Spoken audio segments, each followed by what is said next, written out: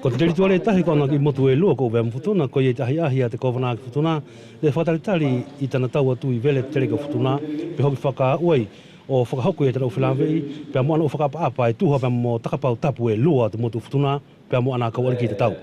Ne heki ai wholoi te kovana ki whutuna o sio tonu ki te umau o te awhahina, ne whakalaka I e te mahina ko marisio ko hiri. Ne e whakahakalo ki pere ki te tau te hena ki hau whutuna, I e te ungau a e tonu ke whai whutuna, ko te toi whakalahia ngā te uafu, ko te whakahila te malai whakalele o vere ke whiala he tōpo le te whakalele,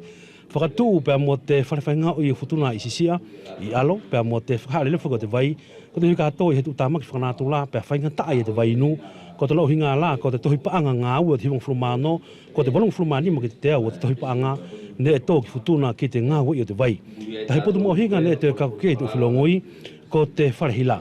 Hene e kaunga whalau whakatahi e te kovana, pēr mo te sikalai pēr te societe e na puri mai, I te vai mo te hila I uwea ni mwhutuna, pēr mo te pule o te societe e PWF uwea mwhutuna. Whainga maari kena tō whilongo ia ki tō ngāwe e whainga whutuna,